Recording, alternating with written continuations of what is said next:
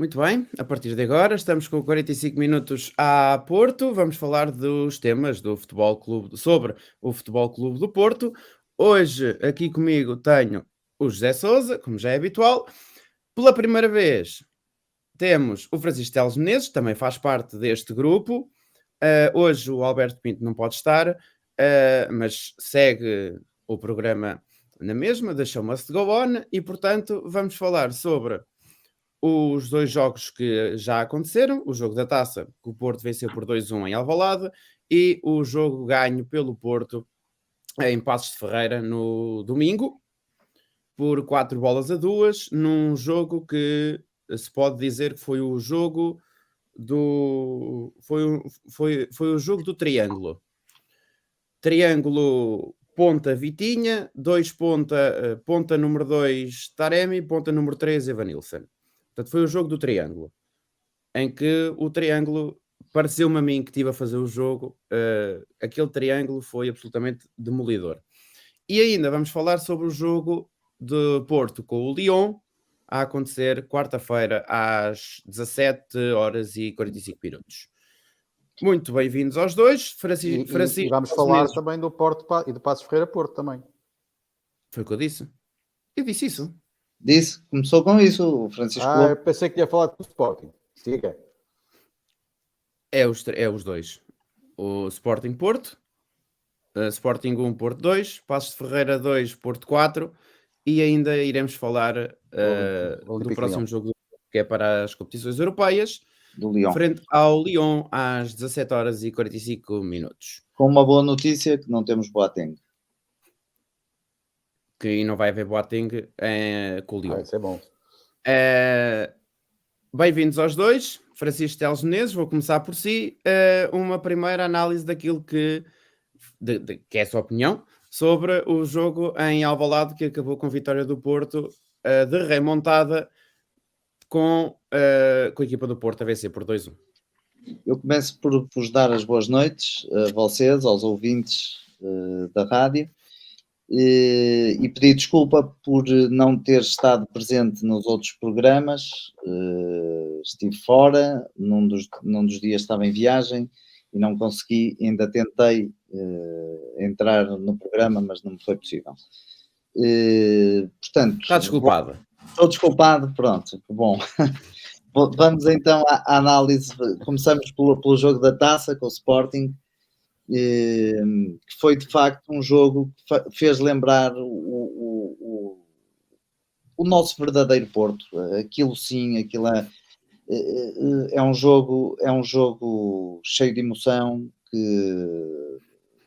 a jogar fora, como nós gostamos, e dar a volta a um resultado em casa de um adversário que neste momento é o adversário mais difícil que o Porto encontra internamente, e que tem sido de facto nos últimos anos o adversário mais difícil do Porto, tem sido o Sporting, e o Porto de facto faz uma exibição extraordinária, com o Sérgio Conceição mais uma vez a tirar o melhor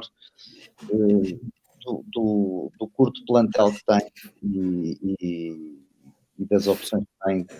Está a conseguir fazer daquela equipa uma equipa a sério e com muitas soluções e com boas soluções. Foi de facto um jogo muito bom, muito bom. José Sousa, também a tua, neste caso, a análise do Sporting Porto, dando só aqui como a chega, vamos dizer assim, o Porto jogou fez algumas alterações para o jogo, esperadas, algumas delas esperadas. Desde logo a saída do Diogo Costa e a entrada do Marchesine, a saída do João Mário e a entrada para titular do Bruno Costa. O Pepe voltou a ser titular. Entrou também o Grujic para o lugar do Otávio, e o resto manteve-se tudo praticamente na mesma, com Mbemba, Zaidu, Uribe, Vitinha, Fábio Vieira, Evanilson e Taremi. Já para não dizer que não que seja propriamente uma novidade, mas o Fábio Vieira jogou e o PP entrou depois ao intervalo. Este foi o 11 com algumas mudanças. Esperavas assim tantas mudanças, sendo um jogo a duas mãos, em que os golos fora vão contar, não é como na Liga Europa e como na Liga dos Campeões, que os golos fora já não contam, mas foi um 11 esperado para uma primeira mão, sabendo que o Porto, sendo que a primeira mão o Porto sabia que ia jogar fora. Bem, viva Franciscos, seja bem-vindo ao Francisco Teles Menezes, que está pela primeira vez. Relativamente à pergunta, se eu estava à espera que o Sérgio Conceição fizesse alterações, sim, estava. E eu tinha dito aqui na semana passada que quase que garantia que o resultado ia ser um empate, ainda bem que falhei, porque é sempre melhor ganhar, e disse-o por dois fatores. O primeiro fator é porque, estatisticamente, era muito mais fácil acertar no empate, porque os últimos 6 ou 7 jogos Porto Sporting têm dado simplesmente empate. Portanto, era uma prova estatística, digamos assim. A segunda tinha a ver exatamente com isto. Não era surpresa, digamos assim, que o Sérgio Conceição fosse rodar a equipa. E fosse rodar por vários fatores. A primeira é porque a equipa tem denotado em alguns jogos algum cansaço, onde o seu expoente máximo foi, de facto, no jogo com o Gil Vicente, 3 dias antes, e o Porto está a jogar de 3 em 3 dias e de 4 em 4 dias.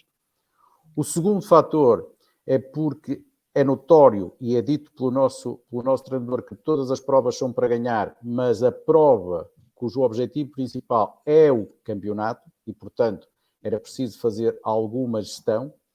E o terceiro fator era porque se o jogo é a duas mãos, se o Porto conseguisse efetivamente empatar ou até perder apenas por um golo de diferença, seria relativamente normal que conseguisse fazer uma correção do resultado na segunda mão, porque joga em casa. Sendo assim, eu concordo completamente com as alterações que o Sérgio Conceição fez e entendo que foram bem calculadas, foram bem medidas, consegue fazer duas coisas muito importantes.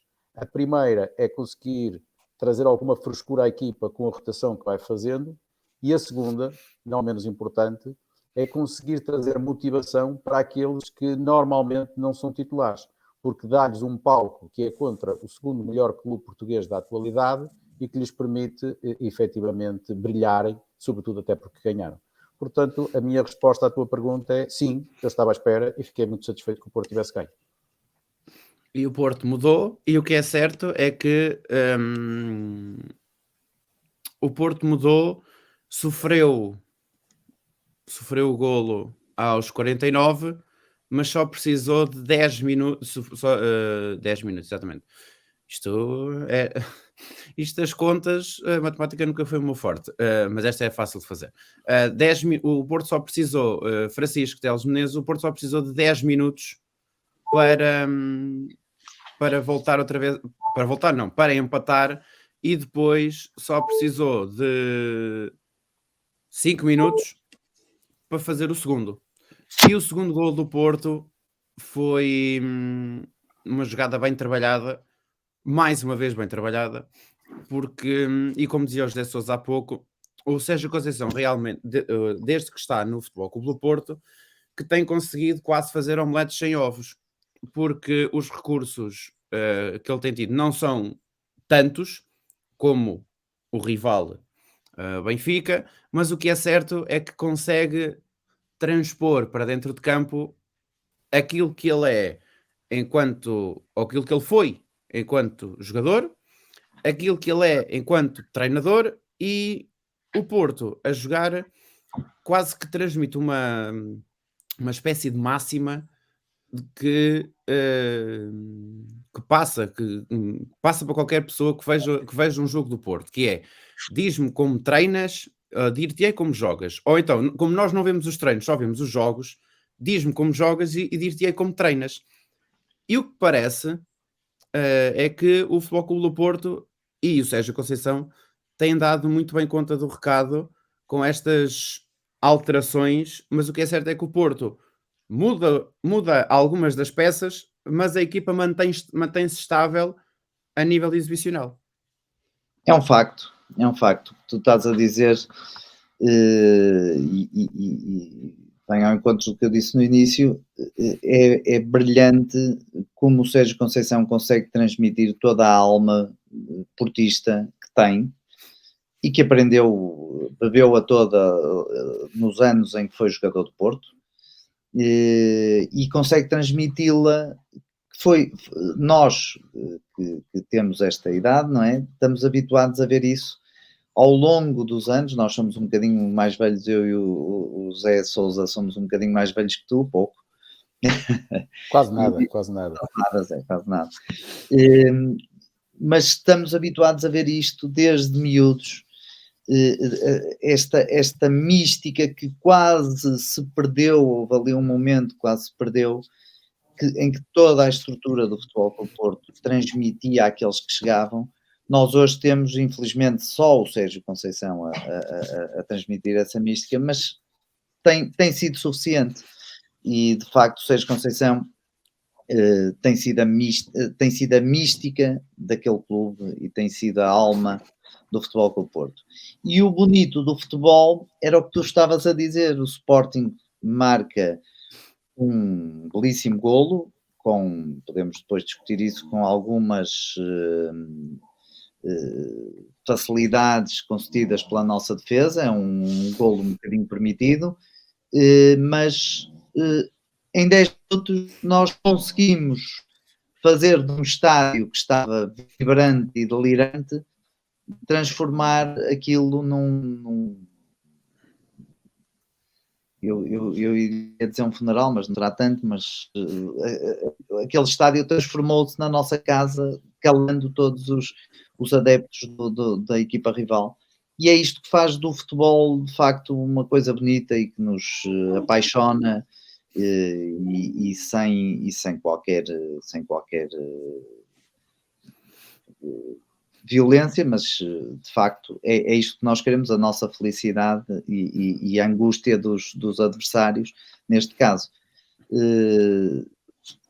E nestes 10 minutos nós vimos de facto a raça do Porto e a raça que o Sérgio Conceição conseguiu incutir naquela equipe. José Sousa, é facto que o Porto sofre aos 49 minutos, mas apesar de ter sido um grande gol, um belo gesto técnico do Sarabia, o que é certo é que o Porto teve capacidade e estofo mental para saber dar a volta, ou para conseguir dar a volta e para conseguir depois manter essa reviravolta. E fê-lo por intermédio de dois jogadores que estão como peixe na água.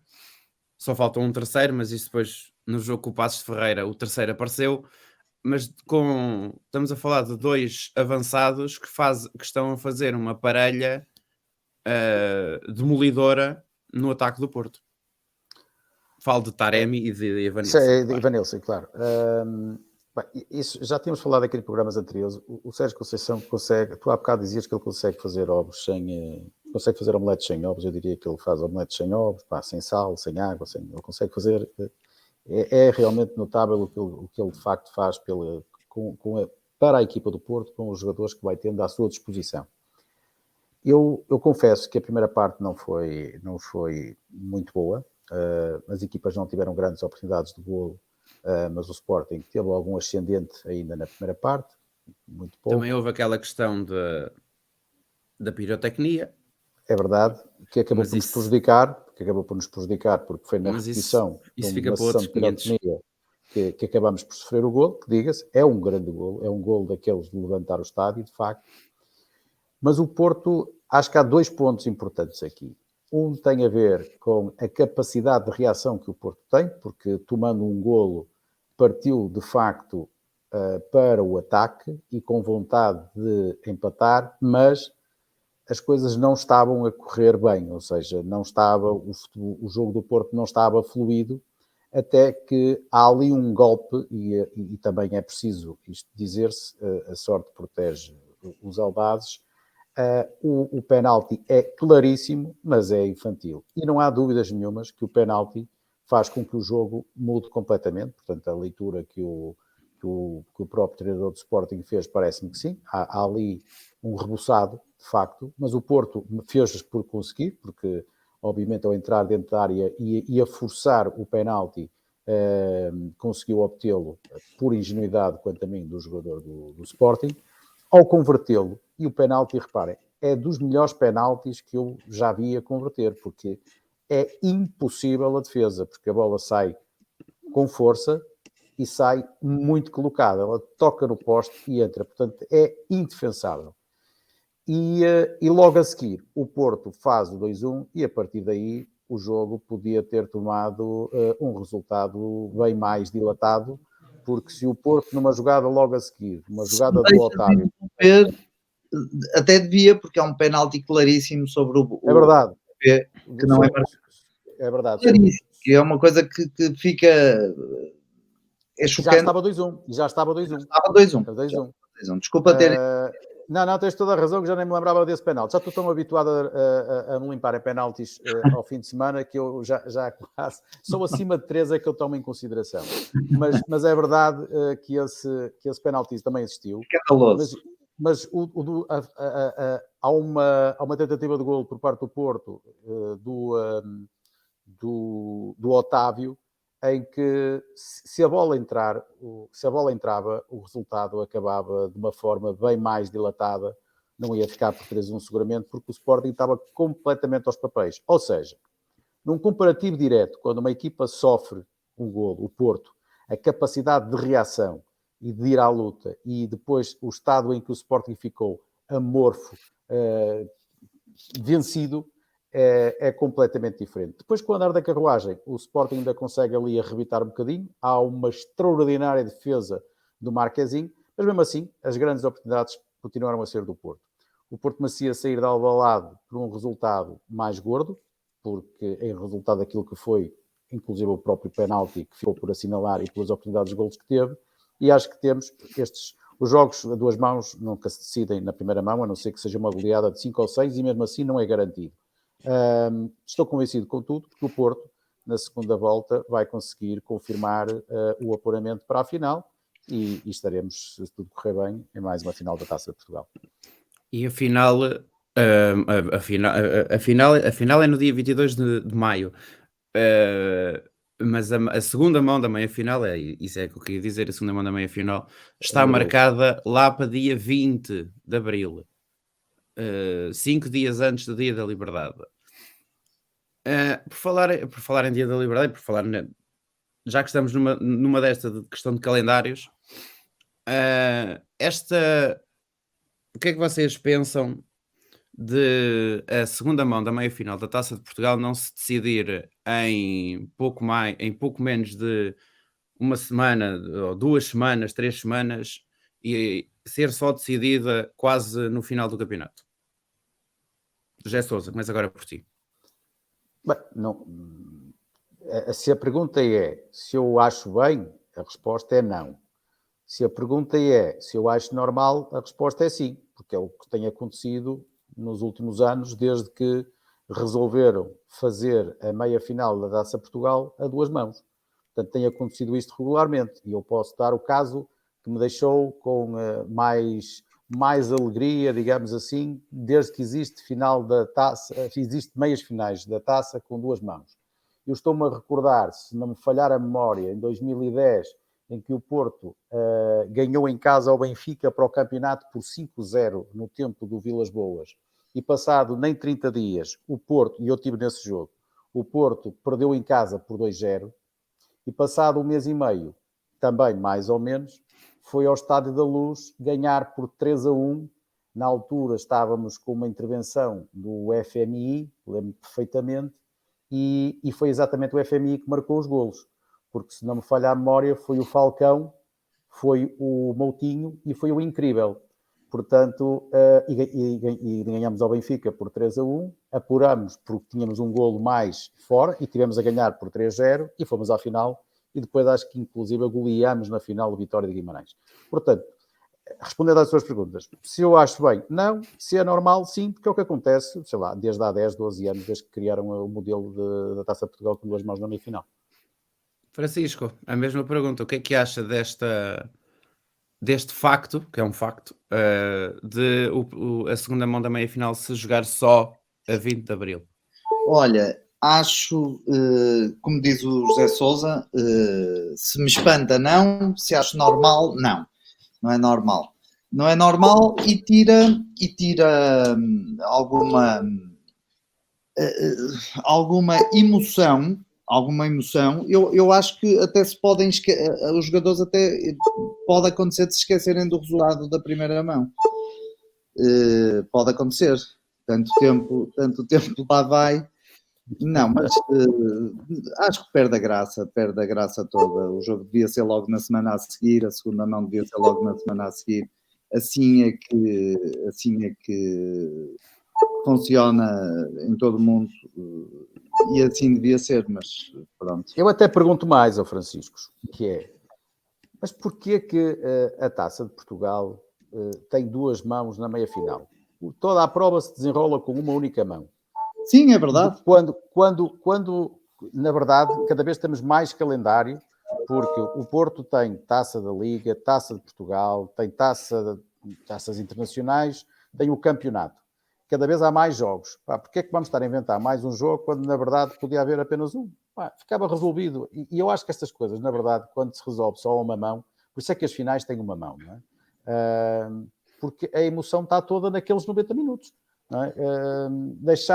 É como agora festejar os golos. O VAR é importante porque repõe muitas vezes a verdade desportiva. Mas é muito aborrecido, porque nós nunca sabemos quando é que acabamos de gritar gol, não é? Tu gritas gol quando a bola entra e depois gritas gol, assim, quando alguém confirma. Isto é estranhíssimo, ou seja, acho que estão a tirar o sal e a pimenta ao futebol, mas entendo que, para outro lado, também é preciso, porque o VAR repõe também a verdade, mas tira-lhe a emoção. Isto para quem está a relatar o jogo, como foi o meu caso no domingo, eu ainda travei. Já não sei se foi no segundo, acho que foi no segundo gol do Porto. Foi no segundo, já não me lembro. Foi num deles que eu sei que ainda tive ali de travar, ou foi no gol do Porto ou foi no gol do Passos Ferreira, do primeiro, que houve ali um compasso de espera, um grande compasso de espera, que eu acho que o grande problema não está tanto em decidir se é fora de jogo ou se não é fora de jogo. O grande problema está no tempo que se demora a pôr uma linha, a pôr 2 linhas, e depois a linha vai para a pontinha da unha, e depois a outra linha vai para a ponta do ombro, e é um problema. Eu acho que aí sim é que perde, acaba por perder a graça, porque é muito tempo que se perde só a analisar um golo. Há vezes em que é mais fácil de ver do que outras. É verdade. Mas lá está. Como disse o José Sousa, e bem. Eu Sim, diria que o VAR, se cumprisse o seu papel, todas essas questões até seriam atenuadas e nós até suportaríamos bem. Agora, como vimos no jogo de Alvalade, o VAR não serve, continua a não servir para nada, porque um penalti que todos nós, em direto, vimos que foi claríssimo, sequer para análise, não é? Portanto, se o VAR cumprisse com o seu papel de repor verdade em muitos casos que de facto podem interferir com o resultado, tudo bem, mas nem para isso serve. Eu acho que o VAR veio servir se calhar para ainda beneficiar mais aqueles que querem ser beneficiados e que trabalham nesse sentido. Muito bem. Vamos agora passar para o jogo do passado domingo, às 6 da tarde. O Futebol Clube do Porto deslocou-se a Passos de Ferreira e ganhou convincentemente, diria eu, contra o Passos de Ferreira. Não foi assim um jogo tão simples de ganhar, até porque o Porto marca o primeiro aos 17, depois, e eu disse isto durante a transmissão do jogo, um bocadinho contra a corrente, o Passos de Ferreira faz o empate, mas depois o Evanilson fez o segundo aos 38, o terceiro aos 53 e o Taremi fechou aos 59 para o Porto. O Passos Ferreira ainda reduziu por Gaetan aos 66 minutos. O Porto alterou, voltou outra vez a alterar, como de resto já seria de esperar. Jogou com Diogo Costa, João Mário, Mbemba, Pepe e Wendel à esquerda, Vitinha, Mateus Uribe, Otávio, PP, Evanilson e Taremi. Eu diria que a grande novidade foi o Wendel à esquerda, porque provavelmente a maior parte estaria à espera do Zaidu. Eu próprio estava à espera do Zaidu, de maneira que eu até tive de arriscar o nome dele nas minhas notas para pôr o Wendel. E o Porto jogou assim. No final do jogo, acabou 4-2. Francisco Teles Menezes, o Porto ganhou 4-2, ainda esteve ali empatado durante um bom par de minutos, mas depois e até ao final do jogo, aconteceu triângulo Futebol Clube do Porto. Eu vou chamar este triângulo, se me permitem. Triângulo dourado. Eu vou-lhe chamar o triângulo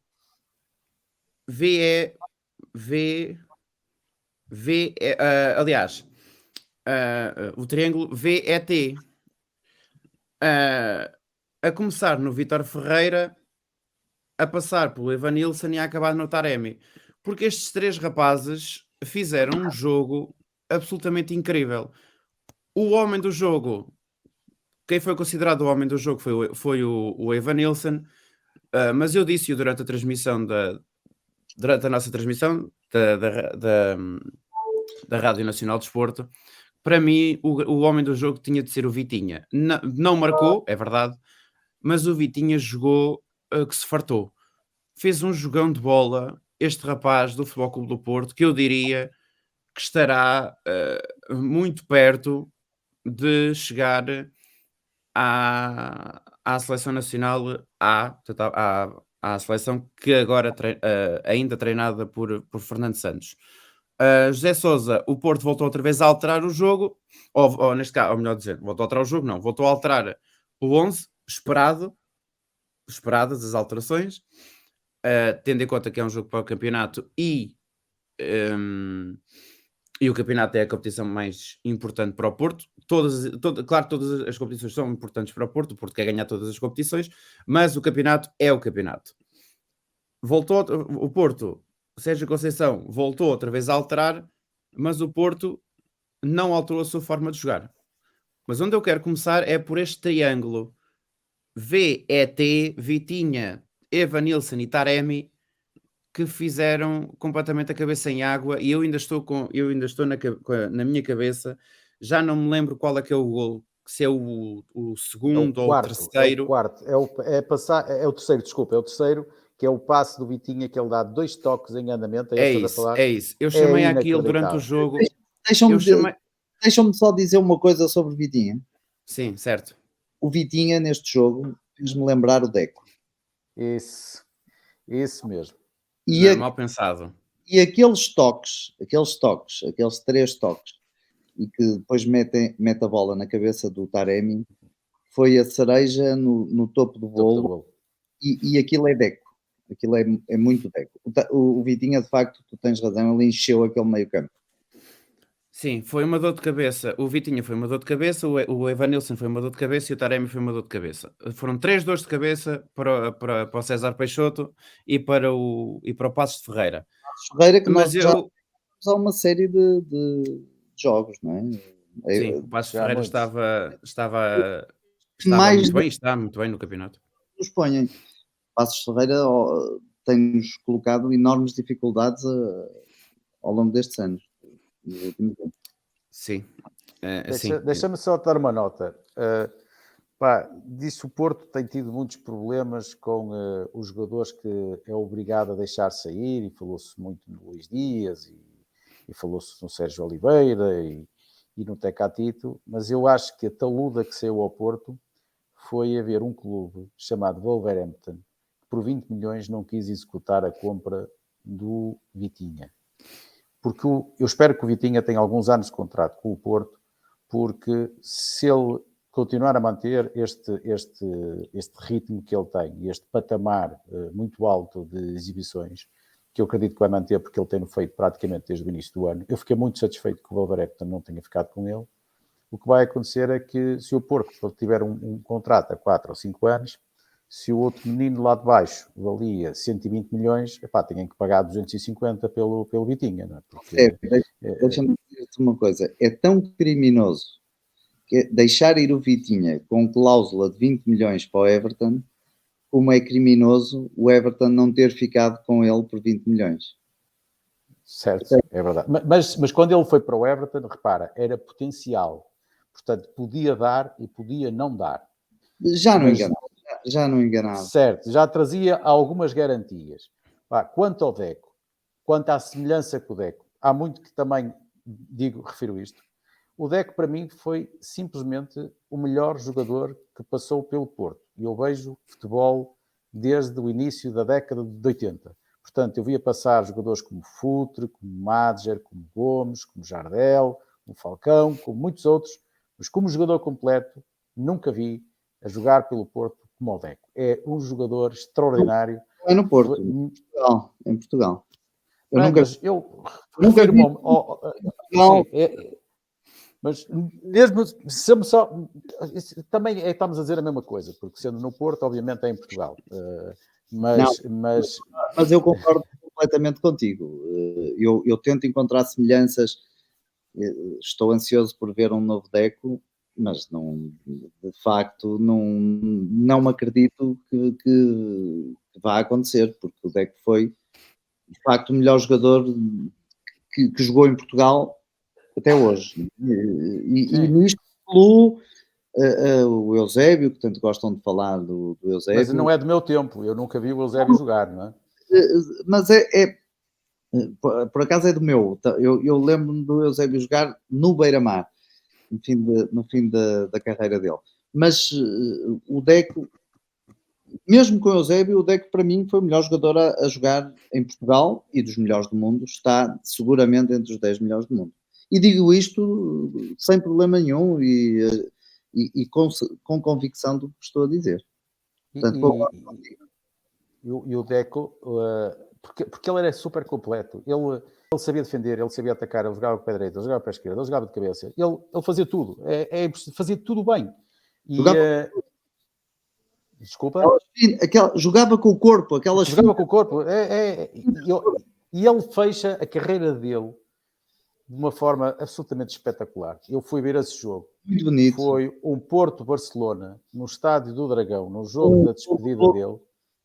E ele fecha com um golo a fazer um chapéu em que a bola bate na trave e desce para dentro da baliza. É de levantar o estádio. O Deco era espetacular. Eu gostava que o Vitinha chegasse perto daquilo que foi o Deco. Acho que ainda tem que percorrer mais uns anos para lá chegar, mas está no bom caminho. E isso a mim deixa-me ficar muito satisfeito. Foi realmente um jogo incrível do Vitinha. E como eu ia para dizer há pouco, eu durante a transmissão disse que ele parecia, naquele terceiro gol, ele parecia que estava literalmente a brincar. Parecia que estava a brincar. Parecia uma criança a brincar com uma bola, do mais genuíno que pode haver. Uma criança a brincar na rua, a brincar. Eu vi alguém escreveu uma coisa muito engraçada, que é o Vitinha trouxe a praia para o estádio. Aquilo parecia... muito boa. Praia. É verdade. Exatamente. Aqueles 2 toquezinhos de bola, e depois o resto da jogada é todo ele, enfim. Aquilo é uma criação de gênio, de uma cabeça de um gênio. Pronto. O Taremi, que está brilhante no papel que o Sérgio desenhou para ele, está um distribuidor ali de jogo às vezes até podia ser um bocadinho mais egoísta, mas não, tem sempre uma assistência para fazer. Está a ficar um jogador de facto. Era o que estávamos a dizer, é o Sérgio Conceição a fazer de jogadores que noutro sítio qualquer poderiam passar sem ninguém reparar neles, e o Sérgio Conceição a conseguir fazer deles, tirar o melhor de cada um. Ao nível do Sérgio Conceição, o Zé Mourinho, quando passou por cá, que pegou também jogadores que sem nenhuma craveira e fez jogadores brilhantes, e para mim aquele que foi o melhor treinador, não vou dizer o melhor treinador no sentido global da palavra, mas pelo menos o treinador que punha o Porto a jogar um futebol maravilhoso, que dava vontade de ir ao estádio, e desde o primeiro minuto, porque aos 5 minutos o Porto tipicamente já estava a ganhar, chamado Bobby Robson. Era espetacular, e ele, quando recebe como avançados do Porto um senhor que se chamava Vinha, que tinha vindo dos Salgueiros, e que com o Vinha consegue chegar a uma meia-final da Liga dos Campeões, e num ano em que conseguiu ganhar em Bremen por 5-0, é brutal, não é? Portanto, eu como os treinadores, eu praticamente não assumi treinadores do Porto. Tirando o Sr. Lopetegui, que eu acho que foi o pior treinador que passou pelo Porto, porque não percebeu nada do que era esta mística. Muito abandonado. Certo, mas eu... sozinho, a lutar sozinho contra, se te lembras, contra o auge do povo benfiquista. Certo, mas tinha uma equipa, do ponto de vista de equipa de jogadores, tinha uma equipa como o Porto, provavelmente, em termos de investimento, nunca tinha feito. É verdade, mas lembra-te sempre disto. Foi a altura em que o Benfica foi mais beneficiado, que eu me lembro.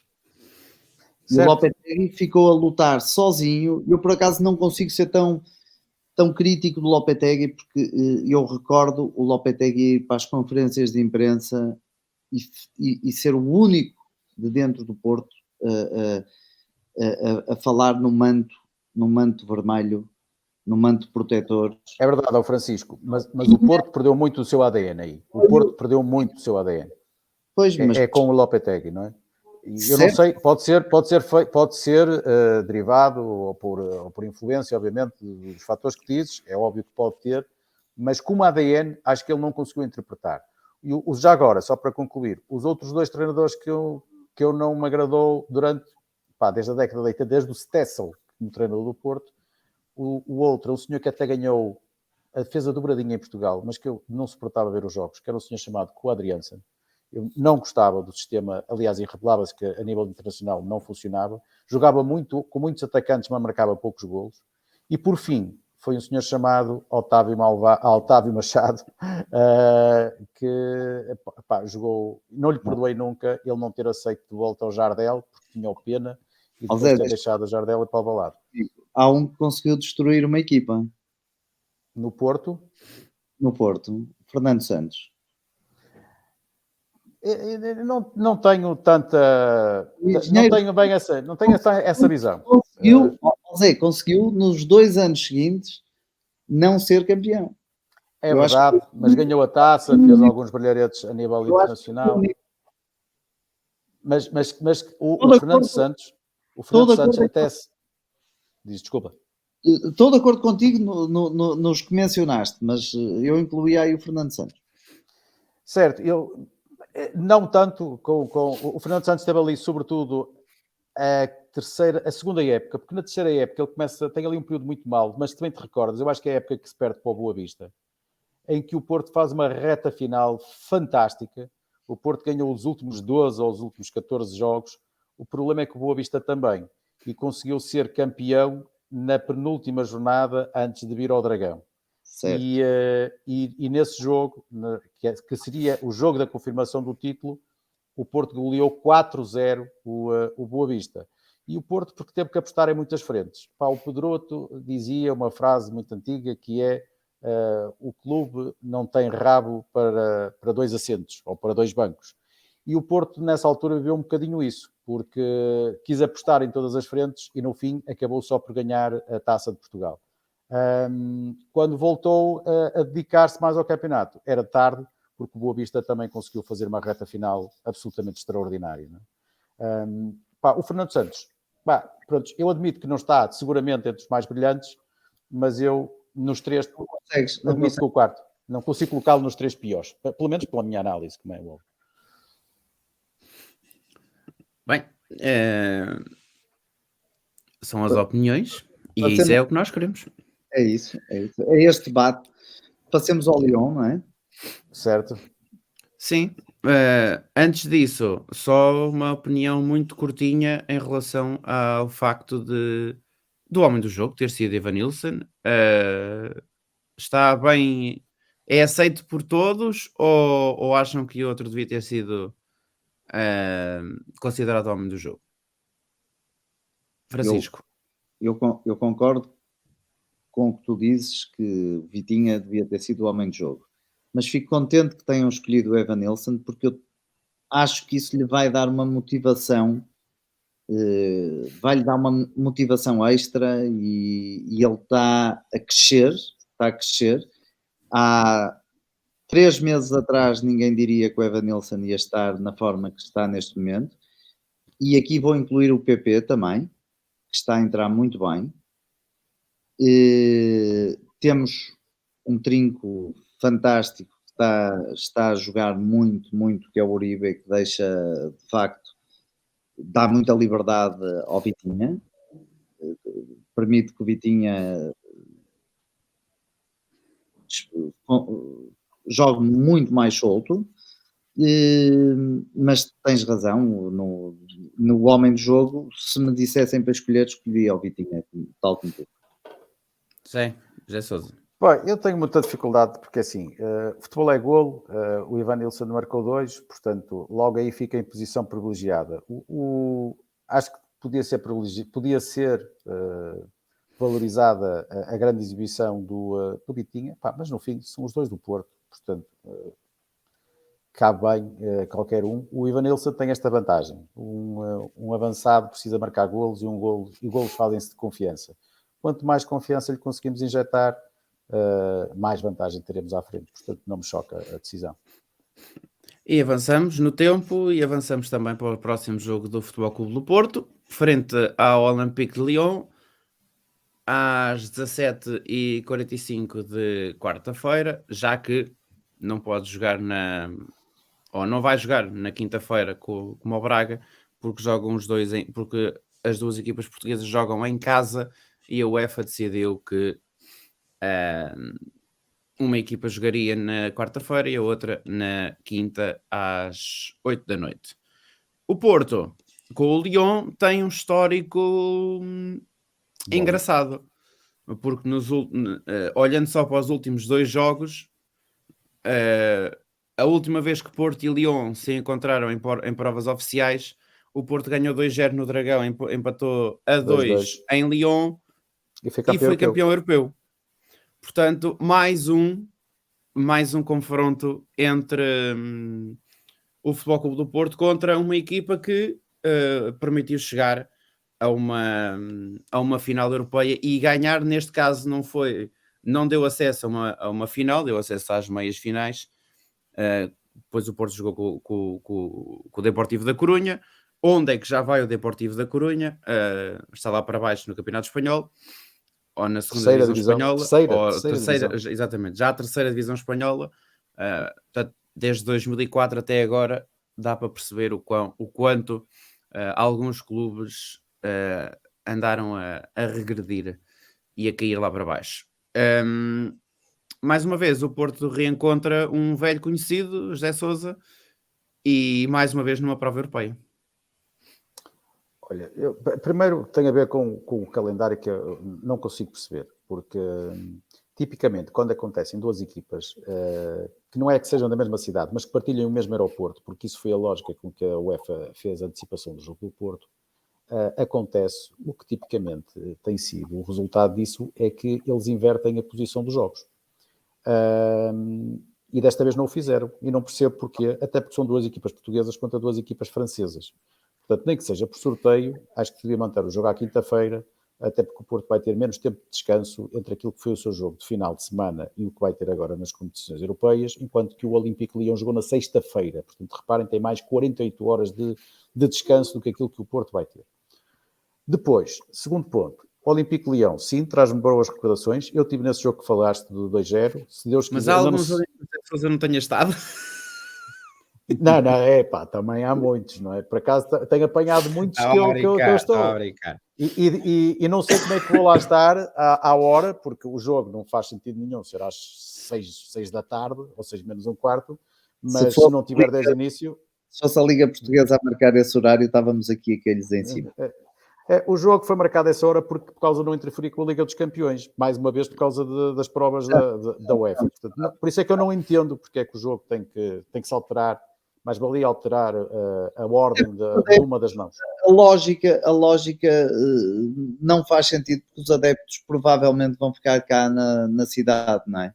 Vão ficar cá no país, não vão e vêm no mesmo dia, se calhar ficam para o dia seguinte, vai haver cruzamento de adeptos na mesma, no aeroporto. Certo.